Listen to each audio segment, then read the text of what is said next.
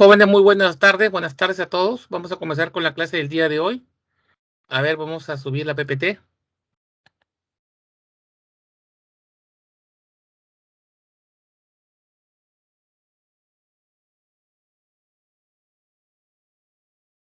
A ver, ¿me confirma si todo se ve bien, ok, jóvenes, por favor?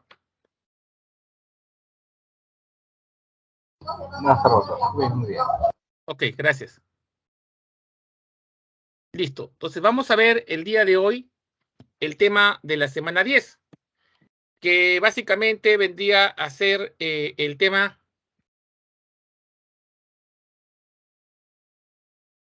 de capital humano, ¿no? ¿Y qué capital humano? Creo que nosotros ya de alguna forma sabemos qué es capital. Cuando hablamos de capital, seguramente asociamos mucho al dinero, al tema financiero, ¿no? También hemos conversado de que capital no solamente es el tema de dinero, sino también podría ser la infraestructura, maquinaria, equipo, etcétera, ¿no? Pero cuando hablamos de capital humano, entonces ya tiene otro tipo de connotación. Se está refiriendo a los seres humanos, o sea, a nosotros, ¿no? Y cuando hablamos de capital humano, hablamos básicamente, como indica la definición, capacidades del personal, destrezas, experiencias acumuladas, productividad y desarrollo económico. Tomando como ejemplo ustedes, por ejemplo, ¿no? Ustedes son un capital humano, ¿no? Ahorita ustedes son un capital humano. En realidad todos somos capital humano, pero ustedes son un capital humano que está en formación todavía, ¿no? Que básicamente, eh, que básicamente se puede, ¿cómo es la palabra? Expresar en habilidades y destrezas que ustedes van a ir adquiriendo básicamente en la universidad, ¿no? Obviamente ahorita ustedes tienen un valor en el mercado laboral, ¿no? Pero ese valor quizás no está a la altura de otras personas que tienen mayores capacidades, conocimientos, actitudes, ¿no? Propio de los años que ha ido pasando, ¿no? Entonces, ustedes todavía son como un diamante bruto, ¿no? Entonces, ¿qué hace con el capital humano? Ustedes, a través de la universidad, que es básicamente el medio por el cual ustedes van a adquirir conocimientos, van a adquirir habilidades, ¿no? Van a adquirir actitudes también, la forma como ustedes van a enfrentar ciertas situaciones. Puede ser una actitud positiva o una actitud negativa, ¿no? Conocimientos. Por lo general, eso es lo que se aprende muchísimo en la universidad, los capacitan para desempeñarse en un área específica, médicos, ingenieros, economistas, sociólogos, administradores, contadores, abogados, etcétera, ¿no? Entonces ustedes, cuando ustedes salgan de la universidad, van a tener un valor, definitivamente, ¿no? ¿Por qué? Porque ustedes ya tienen conocimientos, destrezas, habilidades, actitudes que han desarrollado, ¿no? Y que irán desarrollando posteriormente cuando ya interactúen con otros profesionales, cuando tengan sus negocios, cuando tengan sus trabajos, ¿no? Cuando tengan sus emprendimientos, ¿no? Van a ir desarrollando más habilidades y obviamente al desarrollar más conocimientos, más destrezas, más habilidades, mejores actitudes, van a valer más en el mercado, ¿no? Van a valer más en el mercado, ¿no? Entonces ustedes van, y por eso que algunas personas, como ustedes ven, que están en puestos directivos bastante altos, ¿no? El alcalde de Lima, el presidente de la Sociedad Nacional de Industrias, el señor Velarde en el Banco Central de Reserva, etcétera. Y podemos decir varias personas más que están ocupando cargos directivos tanto en la empresa privada como en la pública. ¿Por qué? Porque han desarrollado conocimiento de tres actitudes que obviamente los han hecho competitivos en el mercado laboral. Obviamente por eso tienen un buen sueldo, ¿no? En el caso peruano también es lo mismo. En el caso de ustedes también, ¿no? Obviamente, si ustedes se van al mercado laboral, a lo más que le van a pagar será el sueldo mínimo de 1.025 soles. ¿Por qué? Porque todavía están en su etapa de formación. Todavía no tienen conocimientos adquiridos sobre un área de la ciencia. No han adquirido destrezas todavía. Quizás tienen cierto talento, pero todavía no han adquirido las destrezas necesarias. Experiencias acumuladas tampoco, porque no han interactuado con otro tipo de personas, solamente con sus amigos de 16, 17 años, ¿no? Recién está adquiriendo los conocimientos de productividad, desarrollo económico. Entonces, el capital humano es ese, ¿no? Por eso que nos dice que nosotros, la mejor inversión somos nosotros mismos, capacitándonos, estudiando, maestrías, doctorados, cursos de extensión, todo lo que genere un conocimiento siempre será bienvenido, va a aportar al capital humano. ¿Ok? Solamente quería dar esta pequeña presentación. ¿Y qué más? Dentro del capital humano tenemos ciertos tipos de competencias laborales que debemos tener, ¿no? Obviamente orientándolo en el campo laboral. Uno es la creatividad. La creatividad, como dijimos al inicio, es crear, ¿no? O crear. Básicamente es ser creativos, ¿no? ¿Cuándo se dice que es creativo? Cuando creas algo nuevo que no existía antes. ¿Por qué? Porque es necesario. Genera una necesidad. Un ejemplo, la invención del teléfono por Graham Bell en el siglo XIX, donde había la necesidad de comunicarnos a largas distancias en tiempo real. Una noticia llegaba después de meses o de semanas, cuando ya había ocurrido. Entonces ocurrió la necesidad de estar conectados, ¿no? Y a este señor se le ocurrió, mediante muchos años de investigación, crear el teléfono, ¿no? Como lo conocemos ahora. Obviamente ahora con muchos tipos de mejoras, ¿no? Y todo lo que vemos a nuestro alcance es porque alguien lo creó. La computadora, el reloj, el iPhone, el ventilador, tu mesa, tu cama, todo fue invento de alguien, ¿no?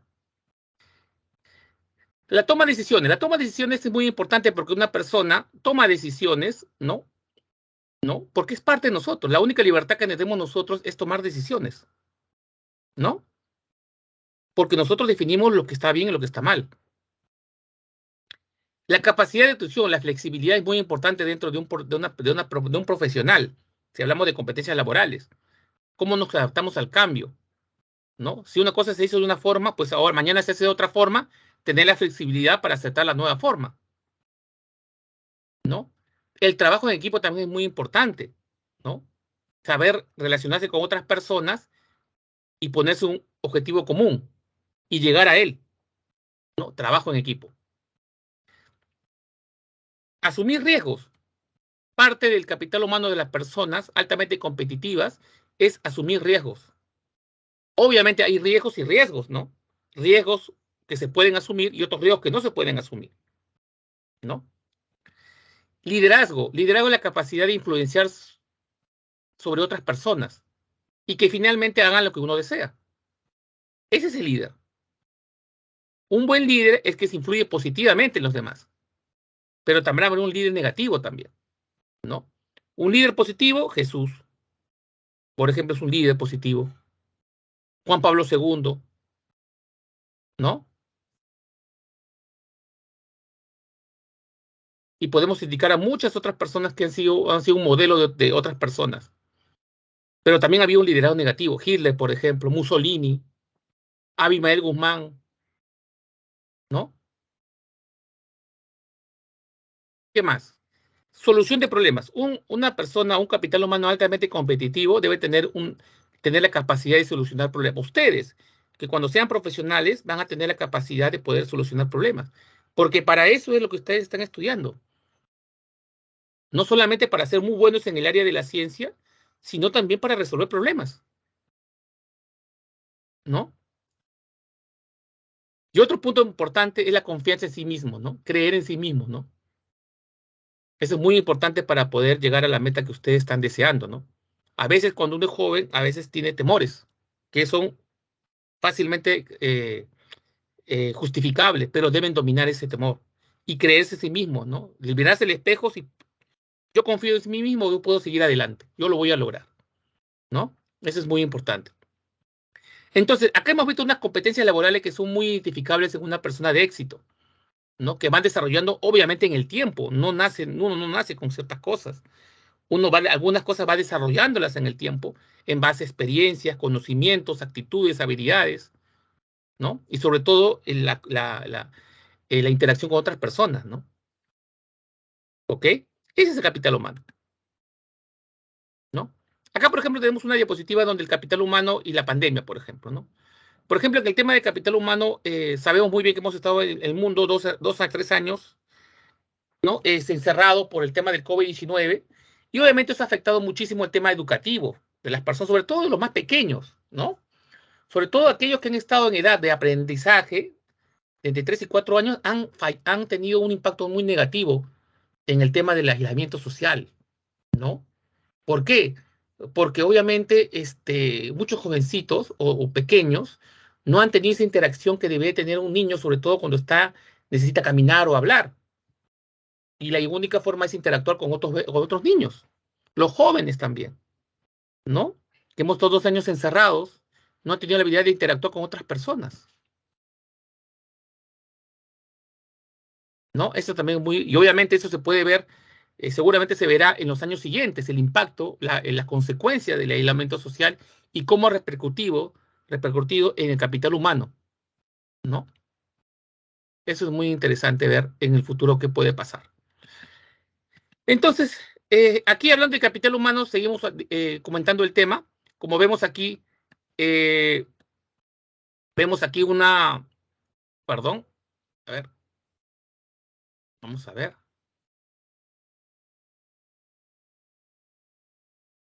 Un favorcito, jóvenes, les voy a pedir que como estoy en modo presentación, si tienen alguna duda, activen su micrófono. Me piden el pase y yo encantado les respondo. ¿Ya? Porque no tengo acceso mucho al chat, visto que estoy en modo presentación. ¿Ok? Listo. Perfecto. Entonces, bueno, visto todo lo que estamos revisando en este momento, simplemente estamos haciendo una pequeña reflexión, porque esto es un tema de capital humano, es un tema de conversar para que se entienda qué es la consecuencia, qué es el capital humano y cuál es la consecuencia. Ahora, obviamente nosotros también nos podemos comparar con otros países, ¿no? Por ejemplo, esta data que vemos es del 2016, que vemos una comparación entre el 990 y el 2016. Obviamente el Perú en el 2016 está muy debajo de otros países, pues, ¿no? Yo creo que entre los países latinoamericanos estamos en el último lugar, ¿no? ¿Por qué? Porque nuestro sistema educativo es tan, pero tan ineficiente que obviamente generan esas brechas, ¿no? Por eso que siempre hay, si ustedes, seguro ustedes se han dado cuenta, que hay una gran diferencia cuando uno termina secundaria y cuando uno quiere asumir una vida universitaria. Esa brecha entre que termina la secundaria e inicia la etapa de universidad es muy grande. Y ustedes seguramente ya se están comenzando a dar cuenta cuando están llevando los cursos de la pre, ¿no? Que muchas cosas quizás no las vieron en el colegio o quizás ni siquiera las tomaron en cuenta. ¿Por qué? Por el mismo sistema educativo que no genera una motivación en el estudiante y ir depurando sus habilidades para que cuando llegue la etapa preuniversitaria simplemente haga un repaso, nada más. Pero ustedes prácticamente están reaprendiendo todo, en muchos casos, ¿ah? ¿No? Entonces ahí tenemos un desfase, ¿no? ¿Qué más? Y bueno, todo eso da como compensación el tema del salario, pues, ¿no? Porque el capital humano, si tú lo vas a expresar en un indicador, en algo, en un número, lo vas a representar como el salario. Porque una persona que tiene habilidades completas, destrezas, capacidades, conocimientos, habilidades, va a tener un valor económico mucho mayor. Un gerente, por ejemplo, un gerente de una empresa Alicor, por ejemplo, obviamente ha llegado a ese cargo porque es una persona preparada, una persona con conocimiento, con experiencia, con habilidades, con actitudes, con destrezas que ya ha ido formando, ha formado en el tiempo. Obviamente un sueldo ahí estará pues unos 10,000, 12,000 soles mensuales, quizás más, ¿no? Pero a un joven que recién termina la secundaria, que no tiene ninguna experiencia, que no tiene conocimientos demasiados en un área determinada, que no tiene muchas actitudes, en algunos casos desarrolladas, lo más que puede ganar es el sueldo mínimo legal, que hasta menos puede ganar, ¿no? Bien difícil que gane más del mínimo legal, que es 1,025 soles. ¿Por qué? Porque obviamente no tiene sus capacidades desarrolladas, ¿no? Por eso hablamos de capital humano. Nosotros como capital humano finalmente tenemos un valor y ese valor es el salario que nos van a pagar, ¿no? Precio pagado por la fuerza de trabajo. Fuerza de trabajo puede ser física, un técnico, un albañil que trabaja en una empresa, obviamente, y mecánico, ¿no? Pero también existe un trabajo mental, un economista, un ingeniero, un arquitecto, ¿no? Un educador, ¿no? Ese trabajo intelectual, ¿no? Entonces, obviamente es una compensación. Obviamente es una compensación que hace las unidades de producción a nosotros, que somos parte de las unidades de consumo, ¿no? ¿Qué factores determinan el salario? Porque el salario no se pone de la noche a la mañana, no sale el Estado o la empresa privada a decir, esto vas a ganar y punto. No. Hay ciertos factores que se deben considerar cuando se diseña el salario, ¿no? Y uno de ellos es el costo de vida, ¿no? Porque un salario debe estar acorde con ese costo de vida de las personas. ¿Qué vale poner un sueldo de 1.000 soles si el costo de vida está tremendamente alto? Obviamente, pues no te va a cubrir tus necesidades. Entonces, para determinar el salario, se tiene que determinar primero cuál es el costo de vida del trabajador y su familia. Un promedio, obviamente. ¿Y quién te da este tipo de información? El INEI, el Instituto Nacional de Estadística e Informática, ¿no? Otro factor importante es la oferta de trabajo, la cantidad de personas que están en el mercado, la oferta laboral, las personas que están disponibles para ocupar un puesto laboral. Cada año, miles y miles de jóvenes terminan la secundaria y son parte de la PEA, ¿no? Muchos de ellos se van a dedicar, obviamente, a estudiar, pero otros quizás no van a tener esa posibilidad, van a tener que buscar trabajo, ¿no? Entonces, por eso le digo, cada año miles y miles de jóvenes ya son parte de la PEA, ¿no? Y obviamente en el Perú hay mucha oferta de trabajo, como vemos en este cuadrito, ¿no? Para poca demanda. La demanda de trabajo, ¿quién la da? Las unidades de producción, las empresas. Lo que requieren las empresas para sus empresas. Redundando, ¿no? Y obviamente, no solamente digamos, de 100 personas que están en el mercado laboral, la empresa solamente va a absorber a 20. El resto o estudia o se va al sector informal, el ambulante, ¿no? Por lo general, que ya lo vimos una semana atrás, ¿ok? Otro punto importante es la productividad, ¿no? También es muy importante, dentro de los salarios se considera el tema de productividad. ¿Cuánto rinden los trabajadores? ¿Qué tanto me va a aportar al trabajador a generarme rendimiento? Muchas empresas trabajan mucho en el tema de productividad, ¿no? ¿Cuánto me produce este trabajador? ¿Realmente este trabajador con esta competencia me va a poder generar rentabilidad a mi negocio? Comienzan a medirte por medio de indicadores de gestión.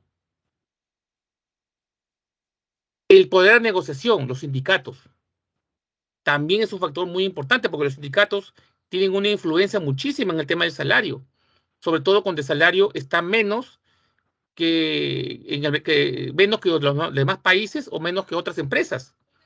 Comienzan a aparecer los sindicatos para defender los derechos laborales del trabajador. Entonces es un factor que se considera dentro del salario. ¿Ya? Clase de salario. Hasta aquí todo está conforme, jóvenes. Si tienen una pregunta, Profesor, sí, adelante. eso de productividad no es lo mismo que producción, ¿verdad? No es lo mismo, ¿ah? Productividad no es lo mismo que producción. Producción es una empresa produce 100.000 pares de zapatos. Esa es producción. Una empresa produce 20.000 conservas de pescado. Esa es producción, ¿no? Una empresa produce 100.000 vacunas. Esa es producción. ¿Qué es productividad? Es la relación entre lo que produces sobre los recursos que utilizas. Es un indicador, ¿ya? Por ejemplo, vamos a hacer un ejemplito para comparar a dos personas, ¿ya? Para que puedan entender el tema de productividad. Tenemos dos amigos, ¿ya? Un amigo puede producir 100 unidades de un producto cualquiera en 10 horas. En 10 horas, ¿ah? Y otro trabajador, otro amigo, produce 80 unidades de un producto X en 10 horas también. ¿Quién es el más productivo?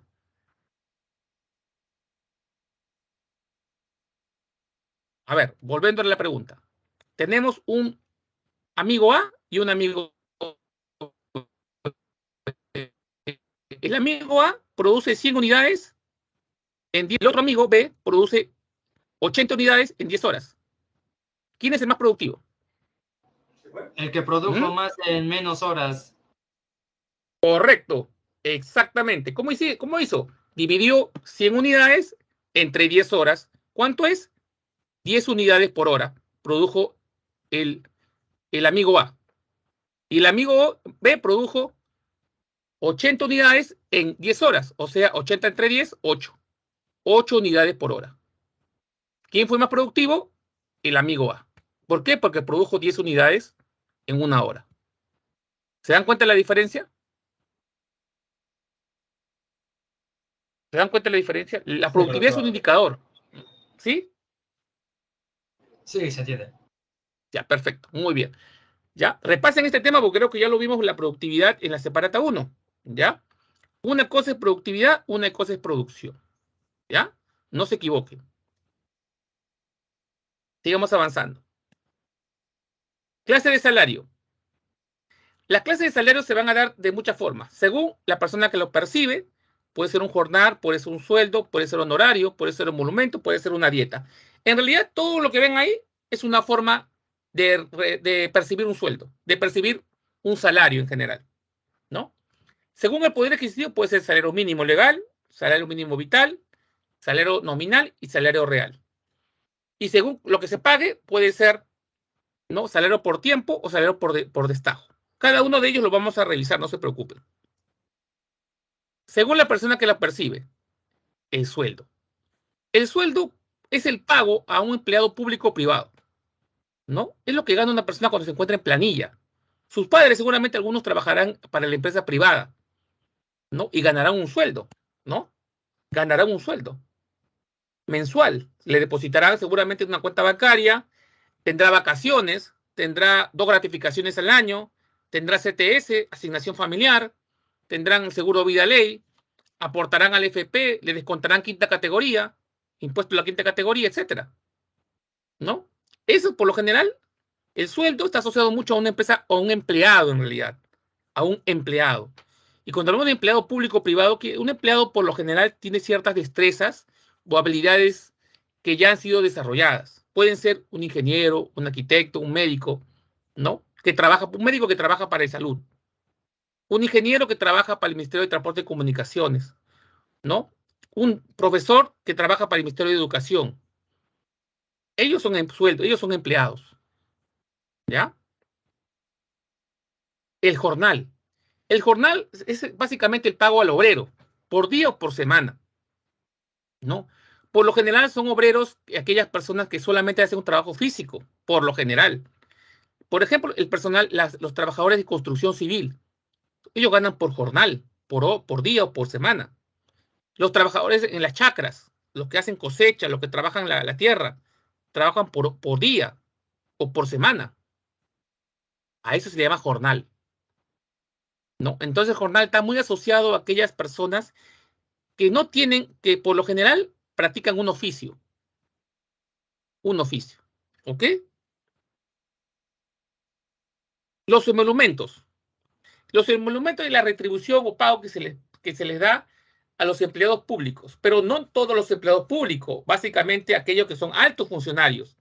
Por ejemplo, el presidente, está el Consejo de Ministros, los congresistas, ellos son los que reciben emolumentos, ¿no? Que en general es un sueldo, pero se le dice emolumento porque obviamente es del sector público. ¿Qué más tenemos acá? Según la persona que lo percibe, tenemos los honorarios. Los honorarios básicamente es el dinero que reciben profesionales y técnicos independientes. Por ejemplo, puede ser un asesor de proyecto, un consultor. Por ejemplo, imagínate que yo soy ingeniero ambiental. El profesor José Ramos es un ingeniero ambiental. ¿Qué quiere decir? Que yo puedo, mi tarea es desempeñar o asesorar empresas que cuidan el medio ambiente. Por ejemplo, yo le doy una asesoría a Repsol, que Repsol el año pasado, casi como un año, generó un accidente aquí en las playas del norte y hubo una contaminación de petróleo en el mar peruano, ¿no? Entonces yo como ingeniero ambiental que conozco el tema de impacto ambiental, le doy una asesoría a esa empresa, pero al darle una asesoría, le voy a cobrar un dinero, obviamente que sí, le voy a cobrar 10.000 soles 4 meses que voy a trabajar ahí, que voy a asesorar. Voy a asesorar a su personal, a sus empleados para la limpieza del bar peruano.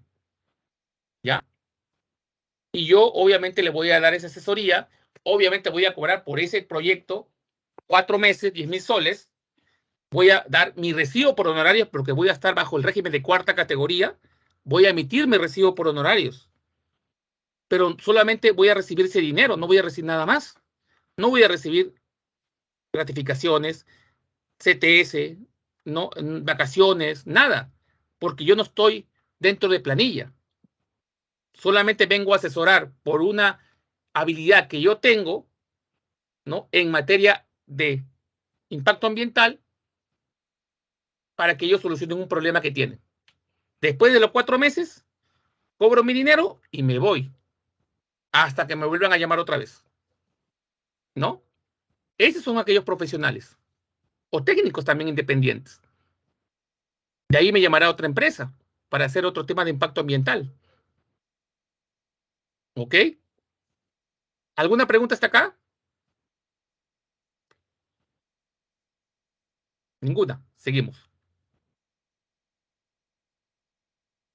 La dieta. La dieta es la remuneración que básicamente se le da a los regidores, consejeros, miembros del directorio de empresas del Estado, ¿no? Pero ¿cuándo se da ese dinero? Cuando se dan reuniones nada más. La dieta, en general, es una remuneración que se paga por las reuniones en las cuales asisten los regidores. Por ejemplo, en las municipalidades, que es lo más común.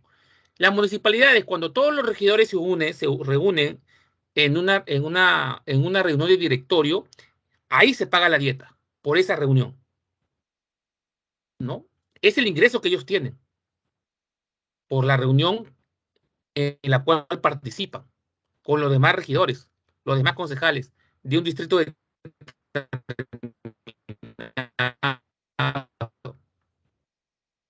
¿Ok? Así también aquellos miembros del directorio de las empresas del Estado, el Banco de la Nación, Banco Central de Reserva, Indecopi, SUNAS, Sedapal, Ocinermin, Ociner, Ociptel, etcétera. Aquellas empresas del Estado públicas, pero con derecho privado. Petroperú, por ejemplo, también sería otra, ¿no? Se le pagan por dietas cuando se hacen reuniones de directorio, ¿no? ¿Ok? Esa es otra forma. Y las dietas se van solamente en el sector estatal, ¿ah? Solamente en el sector estatal.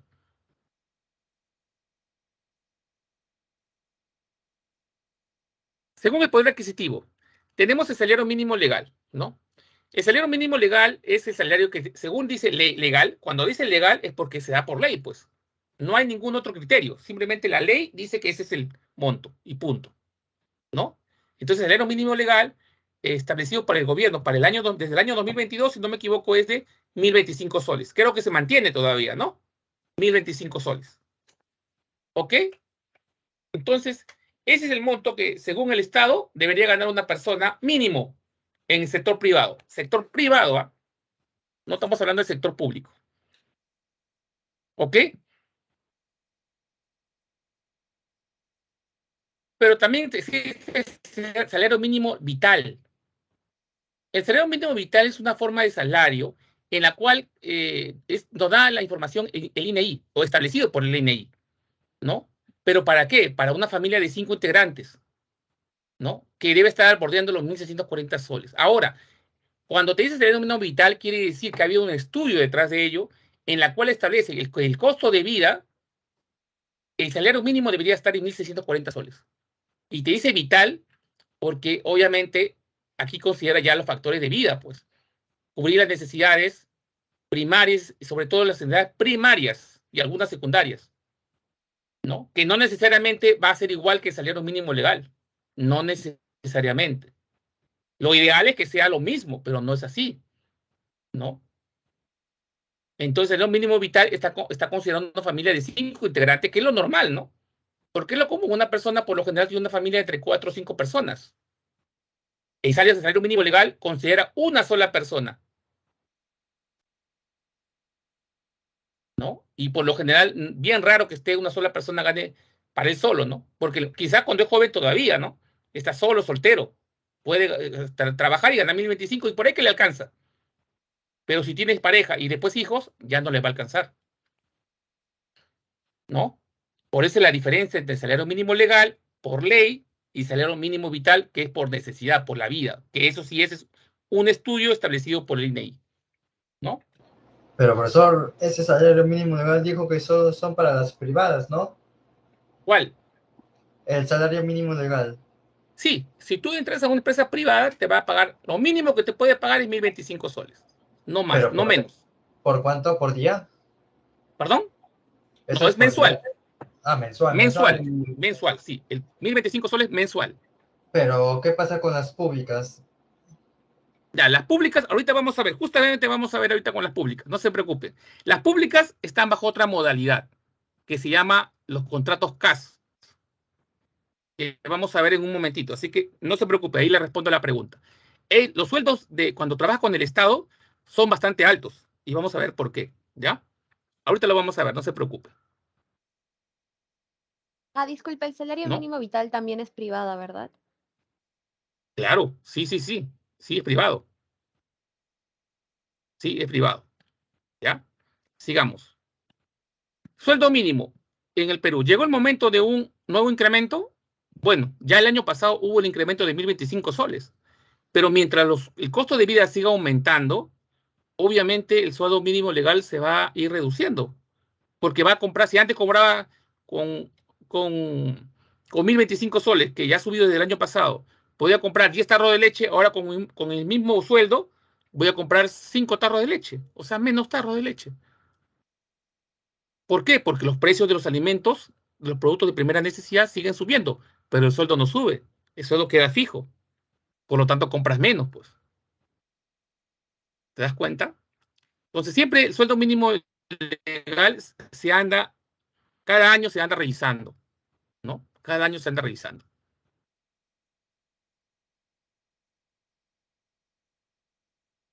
Algunos le dicen también al sueldo mínimo vital, dice remuneración mínima vital, ¿no? Pero en realidad debería ser remuneración mínima legal, porque realmente lo da el Estado, ¿no? El Estado lo da, ¿no? El Estado. Aquí eran 930 soles, ahora creo que ya está, como dijimos, 1.025. Seguimos, según el poder adquisitivo puede ser salario nominal. ¿Cuándo decimos que el salario es nominal? El salario es nominal cuando básicamente el salario, ¿no? Está orientado al valor del dinero. Por ejemplo, si le dicen a una persona, tú vas a ganar 1.000 soles, ese es el salario nominal. El valor monetario del dinero que vas a cobrar por el puesto laboral. Si tú postulas a un puesto de cajero de Metro o de Totus, tu jefe te va a decir, tu sueldo es 1.000 soles, ¿no? Por decir, tu sueldo es 1.000 soles. Y ese es el sueldo nominal, que está en tu contrato. Tú firmas tu contrato y dice ahí que vas a ganar 1.000 soles. Ese es el salario nominal, no va a cambiar. Así suben o bajan los precios, no va a cambiar. Este es tu salario nominal, 1.000 soles. Pero cuando hablemos con el salario real, el salario real representa la cantidad de bienes que el empleado puede adquirir con el salario que recibe. El salario real es la capacidad adquisitiva que tiene tu dinero en el tiempo. Por ejemplo, si yo hoy día gano 1.025 soles, que es el salario mínimo legal, y con 1.025 soles yo puedo comprar 10 sacos de arroz, ahorita, con ese mismo sueldo que no sube, en diciembre ya no podré comprar quizás 10 sacos de arroz, solamente podré comprar 6. ¿Y por qué será? Porque el precio del arroz ha aumentado. Ese es el salario real. El salario real está afecto a los niveles de inflación. ¿Me dejo entender? El salario nominal no. El salario nominal es el dinero que tú te dicen, es el dinero que vas a ganar. Ahí no está afecto la inflación. Pero el salario real sí, porque el salario real es la capacidad del salario nominal de adquirir bienes y servicios.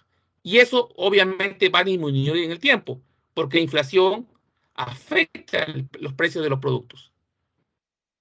No sé si me están dejando, entienden la diferencia de los dos. ¿Podría Salario poner un nominal, ejemplo del salario real, por favor? A ver, vamos a ponerme, justo viene con un ejemplito. Ajá, acá está. Para que usted lo tenga, ¿ya? Por ejemplo, en este caso, si el salario por los servicios que presta un trabajador es de 900 soles, entonces tu salario mensual es 900 soles. De manera que esta es la cantidad que figura ese salario nominal. O sea, estos 900 soles que estás ganando, ese es el salario nominal. Cantidad de dinero que se recibe, que está en tu contrato laboral. Punto. ¿No? Ese es el salario nominal. ¿Cuál es el salario real? Sigamos con el mismo ejemplo. Si una persona gana 900 soles por mes y existe una inflación de 2% anual de los bienes que compra, al final del año su salario real se habrá reducido en 2%, aunque el salario nominal siga siendo el mismo. El salario real sería la pérdida de capacidad adquisitiva por efectos de la inflación.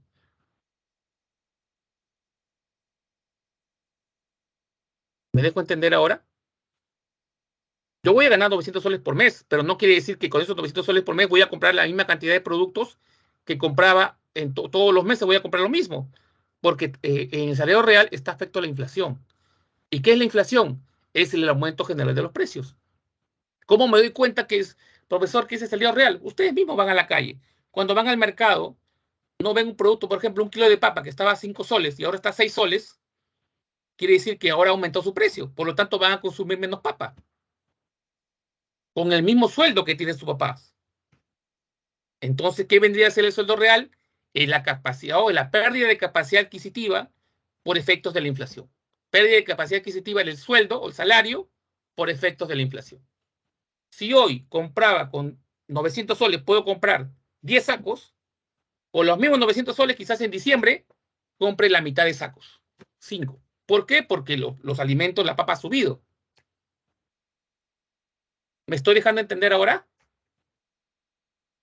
Sí, gracias. Ya, perfecto, muy bien.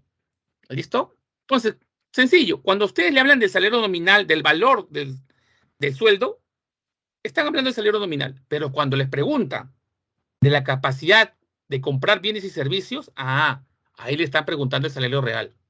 ¿Ya? Por eso es muy bueno, la recomendación, tengan claro el concepto, ¿no?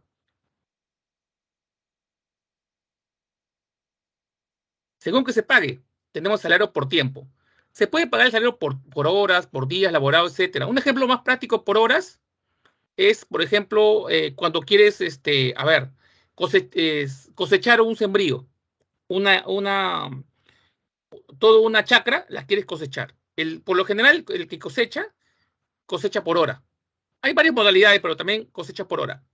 Mi jornal o mi salario por tiempo es, yo le voy a cobrar 30 soles por hora. Ya, si me demoro 10 horas en cosechar todo, quiere decir de 30 por 10, 300 soles por día, ¿no? Y así podemos encontrar varios tipos de oficios que se pagan por tiempo, por horas, por días, ¿no? Por ejemplo, las personas que vienen a limpiar la casa, a veces trabajan por horas también. Por mediodía te cobra tal cantidad, ¿no? Salario por tiempo. Salario de destajo. ¿Cuándo hablamos de salario de destajo? Cuando se paga por unidades producidas. O sea, el que produce más, se le paga más. El que produce menos, se paga menos. Es otra modalidad de salario, ¿no? Por ejemplo, cuando quiero contratar a una persona que recoja fresas o coseche fresas, este señor puede preferir que se le pague por la cantidad que produce, o que la cantidad que cosecha. Mientras más cosecha, obviamente va a ganar más, ¿no? Y el que menos cosecha, obviamente gana menos, ¿no? Por ejemplo, también están las personas que trabajan en textiles, ¿no? En coser ropa. A ellos se les paga por la cantidad de que cosen, ¿no? Mientras más prendas cosan, más van a ganar. Gamarra, por ejemplo, es un caso, ahí un ejemplo, ¿no? Los que trabajan en Gamarra, los talleres de Gamarra, ¿no? ¿Qué más? Entonces, vamos a ver el tema de discriminación salarial, ¿no? La discriminación salarial siempre se va a dar, ¿no? En realidad, si hablamos de una discriminación de precios, como vimos la semana pasada, si no me equivoco, también va a haber una discriminación salarial porque no todos ganan lo mismo. Para un puesto laboral hay muchas personas que pueden ganar más, pueden ganar menos, ¿no? Y obviamente eso se va a deber en el tema del mercado, ¿no? En el mercado vamos a encontrar dos tipos de sectores, sector formal y sector informal. Eso también lo vimos hace unas semanas, ¿no? El sector formal, que están organizados por las empresas debidamente constituidas, que ya hablamos de las empresas, la IRL, la SRL, la Encomandita, la SAC y las sociedades anónimas abiertas. Esas son las empresas formales. Y los informales son típicamente los ambulantes, pues, ¿no? Que ya lo revisamos también. Pero no es el único segmentación, ¿no? Hay también otro tipo de discriminación, la discriminación salarial por género. Antiguamente, 30, 40 años atrás, por lo general, los hombres ganaban mucho más que las mujeres, para una misma profesión, ¿no? Aún se mantienen esas brechas, pero ya se ha reducido ya. Hay una diferencia, pero se ha reducido bastante. Hay muchas mujeres que están tomando mucho protagonismo en muchos ámbitos del sector industrial y obviamente de gobierno. Por ejemplo, la presidenta, ¿no? Dina Boluarte, la ministra de la Producción, ¿no? Y otros personajes femeninos que están en lugares estratégicos dentro de nuestras actividades privadas en el país. Pero aún se mantiene la brecha, ¿no? Todavía los hombres siguen ganando un poco más que las mujeres, pero se ha reducido bastante ya. Pero hay una discriminación, hay una discriminación. Por régimen laboral también habrá un tipo de discriminación salarial, claro, porque todos no pertenecemos a un mismo régimen, ¿no? El régimen general, que es el que mayoría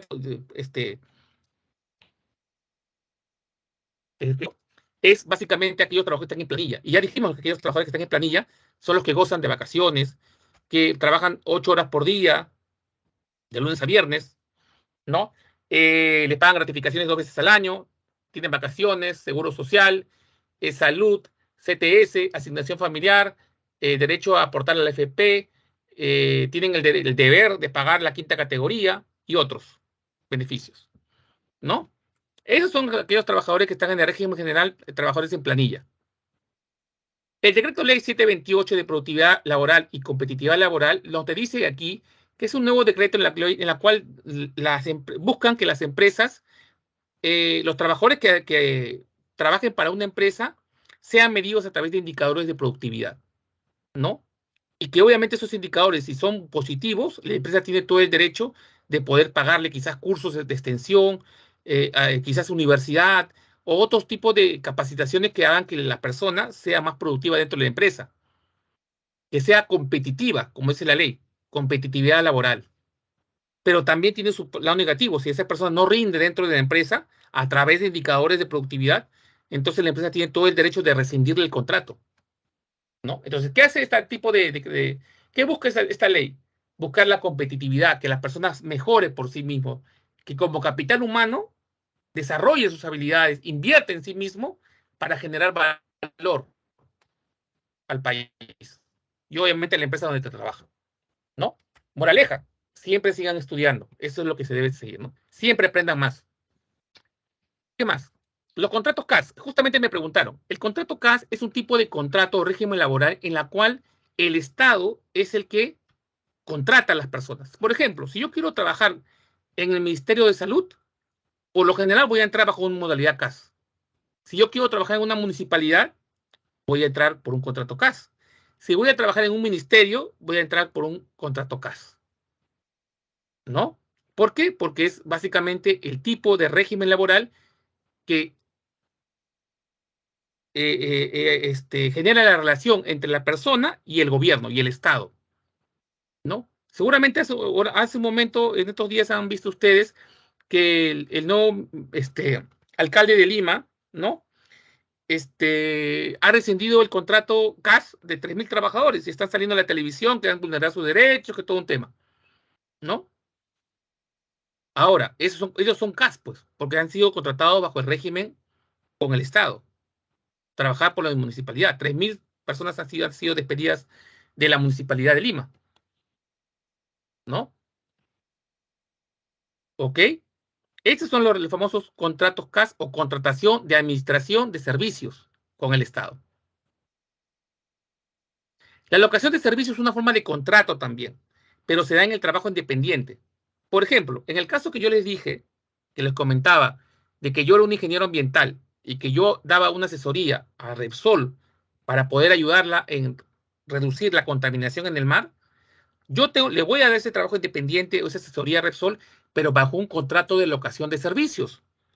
ese contrato, justamente ese régimen laboral, locación de servicios, en la cual yo voy a firmar un contrato en la cual le digo que yo voy a trabajar en la empresa 4 meses, voy a percibir tal cantidad y voy a sustentar el pago con mi recibo por honorarios, por el régimen de cuarta categoría, o el régimen de renta de cuarta categoría, que emite recibo por honorarios. Pero estoy bajo un contrato de locación de servicios, porque estoy dando un servicio. ¿Estamos claros? ¿Alguna duda hasta aquí?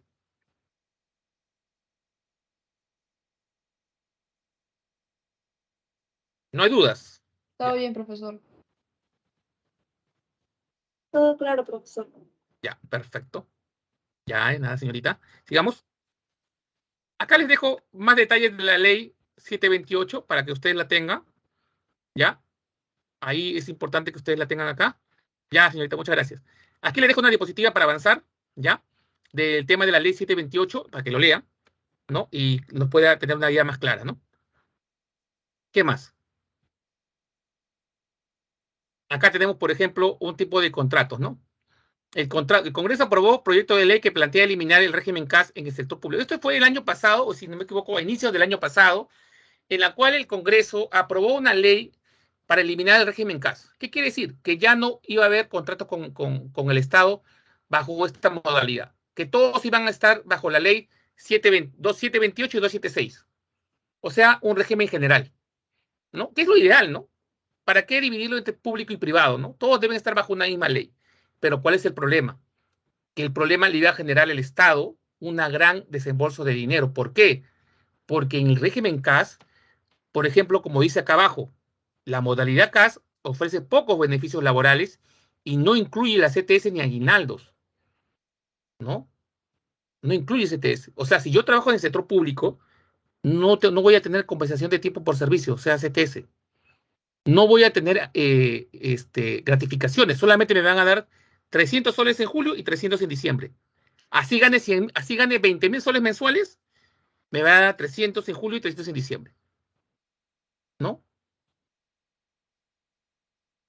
Y no hay ni aguinaldo. ¿Aguinaldo qué quiere decir? Que te den panetones, pavo, bono variable, esos bonos que te dan como ticket para que lo cambies en metro y metro, totus para alimentos. Ya no hay esos bonos, ¿no? Eso no te da el contrato. Por eso que el contrato CAS, si lo eliminan y todo pasa a un régimen general, va a tener que pagar AFP, va a tener que pagar gratificaciones, aguinaldos, CTS, seguro vida ley y otro asignación familiar y otros beneficios que tiene el sector privado, o sea, que tiene el régimen laboral y el régimen 728, ¿no? Esta ley, si no me equivoco, el Estado, creo que el gobierno era de Castillo, ¿no? Fue llevada al Tribunal Constitucional y el Tribunal Constitucional dijo que no, que era una ley que infringía la Constitución. Por lo tanto, quedó en cero, ¿no? Porque eso obviamente iba a ser un gran daño al ingreso público, ¿no? O sea, al Estado, iba a ser desembolsar mucho dinero. Hay muchísimas personas que trabajan en el Estado, muchísimas, bajo la modalidad CAS, ¿no? Y los sueldos son bien altos, ¿ah? Pueden llegar a una persona a ganar 15,000 soles en el Estado, ¿no? ¿Qué más? Vamos a ver, sigamos avanzando. Sindicato. ¿Qué es el sindicato? El sindicato básicamente es una forma de poder de lucha en la cual los trabajadores se unen para poder hacer respetar sus derechos laborales, ¿no? Y por lo general, los sindicatos nacen tanto en el sector privado como en el sector público, ¿no? Acá ponemos sindicato de Bacus, sindicato de Lima, sindicato de trabajadores de UNIC, ¿no? Y dentro del sector público podemos encontrar CGTP, el SUTEP también. Los conflictos de trabajo, ¿cuándo se generan los conflictos de trabajo? Los conflictos de trabajo se generan cuando, básicamente por estos tipos de causas, ¿no? Salarios bajos, maltrato de los empresarios, represalias, despidos injustificados, condiciones laborales adversas, ¿no? Por estas causas comienzan los conflictos de trabajo entre el sindicato y la empresa, ¿no? Entonces, esos conflictos de trabajo comienzan a materializar en la forma de lucha. Por ejemplo, el paro vendría a ser la primera forma de lucha que utilizan los trabajadores.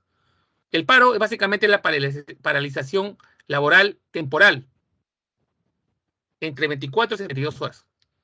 Yo soy parte del sindicato y estoy en un paro, voy a mi trabajo, marco mi entrada, pero no hago nada. Me quedo ahí y salgo con mis pancartas y digo paro, 72 horas. Si después de 72 horas máximo, la empresa no me hace caso o no responde a mis demandas, entonces se radicaliza la forma de lucha a través de la huelga, ¿no? A través de la huelga. La huelga ya es indefinida aquí, ¿no? Ya la huelga, el trabajador suspende toda actividad indefinidamente hasta que la empresa se siente a conversar y poder llegar a un buen acuerdo con los sindicalistas, o con el sindicato en este caso. Si no se da ese tipo de situaciones, sigue la huelga. Ahora, otra forma de lucha es el sabotaje, y esto sí es un delito, cuando los sindicatos atentan contra la empresa, contra los bienes de la empresa o las instalaciones, y eso sí es un delito, ¿ok? Eso sí no ampara la ley, es un delito, ¿ya? Otra forma es el boicot también, ¿no? El boicot es cuando los trabajadores acuerdan no consumir productos, o sea, le hacen mala fama al producto, ¿no? Le hacen mala fama al producto. Por ejemplo, dicen por ahí que cuando hubo el tema de Leche Gloria, el tema de Pura Vida, dicen que el chisme nació de los trabajadores del sindicato de Gloria, que ellos soltaron el comentario a Indecopi porque Gloria estaba vendiendo el producto Pura Vida como leche pura, cuando en realidad era una mezcla láctea, ¿no? Entonces, ¿es una forma de boicot? Sí, porque ellos soltaron una verdad que obviamente, ¿no? Para que no consuman el producto o para que vean que el producto los estaban engañando como a nosotros como consumidores. Nos estaban dando, ¿no? Gato por liebre. ¿Ok? Esa es una forma de boicot. El lockout. El lockout por lo general no se da en el Perú, ¿no? En general, pero es una forma también temporal, ¿no? Por ejemplo, en el Perú hay cierre de temporales de empresas por amenaza, pero no por amenaza del sindicato, sino por amenaza de los delincuentes, de los terroristas. En la época de los 80, muchas empresas en el interior del país cerraban por amenaza terrorista, no por el sindicato. Y acá en Perú, en Lima, están comenzando a cerrar pequeños negocios, pequeños emprendimientos por la delincuencia, por el pedido de cupos, pero no por los sindicatos, ¿no? Por eso le digo que aquí en el Perú no es muy común o no es común que se dé esta forma de protesta, ¿no? Que una empresa cierre por amenaza del sindicato. Aquí se les deja un ejemplo en Estados Unidos lo que ha pasado, ¿no? Un ejemplito ahí para que ustedes lo tengan ahí de la NBA, ¿no? Que pasó en el 2012. Pero como le digo, en el Perú no se da ese caso. Acá las empresas cierran, los emprendimientos cierran, pero por tema de la delincuencia, ¿no? El sicariato, la pedida de cupos, pero no por sindicato. ¿Ok? Formas de solución. Obviamente, dentro de todo el bullicio de lo que es el conflicto social de los sindicatos y la empresa, también hay un tema de solución. La conciliación es la primera forma de solución. Eso se hace a través de un mediador, una persona independiente que busca facilitar la comunicación entre el sindicato, los trabajadores y el empresariado. ¿Para qué? Para buscar un consenso y solución de mejores alternativas. Esa es la conciliación, a través de un mediador, que puede ser cualquier persona, pero ajena tanto al sindicato y ajena al empresariado. Por lo general, un mediador, por lo general viene a ser la iglesia también, ¿no? A veces, la iglesia. Si ya no hay un tema de conciliación a través de un mediador, entra el tema del arbitraje. Y aquí sí es más duro el tema. Porque si ya no hay acuerdo en la conciliación, entra el Estado como árbitro, ¿no? Y el Estado, una vez que interviene y ve los dos casos, tanto el sindicato como el empresariado, y ve y da una resolución, puede favorecer al empresariado o puede favorecer al trabajador, pero no son apelables esas resoluciones. Si favorece al empresariado, genial, tendrá que asumir el sindicato. Si favorece al sindicato, genial, tendrá que asumir y soportarlo el empresariado. Entonces, este es el más duro, pues, ¿no? Cuando entra el Estado. El Estado te dice, es así y es así, ¿no? Esta es otra forma de solución. Pero eso ya son con problemas un tanto mayores, ¿no? Correcto. Cuando ya la conciliación no se puede dar, entra el tema del arbitraje. Pero eso no solo, pero no necesariamente problemas así, tipo familiares entre dos personas, así, no necesariamente, ¿no? No, no, estamos hablando acá de tanto empresas como trabajadores, o sea, empresa y sindicato, ¿no? También se puede dar a nivel de personas, ¿ah? Eso también obviamente que se da. Pero ahorita estamos hablando de formas de solución en conflictos laborales, o sea, entre la empresa, por decir Alicor, con su sindicato, ¿ya? Entonces, cuando ya no hay una conciliación, entra el Estado, el gobierno, y comienza a dar su resolución. Analiza los casos. Si ve que el empresariado tiene razón, le da el favor al empresariado. Si ve que el trabajador o el sindicato tiene razón, le da el voto al sindicato. Pero eso queda ahí, y el otro tiene que asumirlo nada más. ¿Ok? Profesor, A entonces, eso se ¿quién se refiere. tiene que asumir, por ejemplo, el trabajador, así no estoy de acuerdo con la decisión del Estado, tiene que respetarla? Tiene que respetarla. Muy bien, así es. Así es. Por eso que dice acá, interviene en calidad de árbitro, sus resoluciones son fuerzas de ley, son inapelables. Así no le conviene al sindicato, tendrá que asumirlo. O así no le conviene al empresariado, tendrá que asumirlo. ¿Me dejo entender? Ahora sí. Sí, todo claro. Perfecto. Obviamente esto es llegar al extremo, ¿no? Cuando intervenga el Estado. La idea es que en la conciliación se sienten y conversen, ¿no? Aquí se sienten y conversen y obviamente ambos, sindicato y empresariado, salgan ganando, pues, ¿no? Pero si no pasa esto, se van a lo último, ¿no? Bueno, eso ya es decisión propia suya, ¿no? Claro. Ya es la forma de cómo los directivos del empresariado y los líderes del sindicato manejan manejan la negociación, ¿no? ¿Ok? A eso se refiere. Bueno, rápidamente el tema de la OIT, eso ya lo van a ver sus separatas, pero la OIT nosotros somos, bueno, ya me pasé un poquito, 2 minutos, rapidito nomás. Les voy a dejar estas PPTs para que ustedes lo revisen, lo saquen una copia.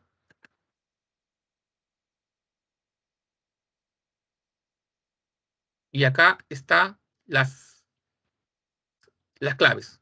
¿Ya, jóvenes? Vale, muchas gracias. Que tengan muy buenas tardes. Disculpe, Gracias, ¿podría doctor. regresar? ¿A dónde? ¿Podría regresar la primera diapositiva de la OIT, por favor? A ver, un ratito, por favor. Rapidito, porque creo que mi colega me está esperando. A ver, un ratito. A ver. ¿Ahí? ¿Ahí? Ajá, esa, gracias. Listo. Ya, gracias. Ya, jóvenes, muchas gracias. Que tengan buenas tardes. Hasta luego.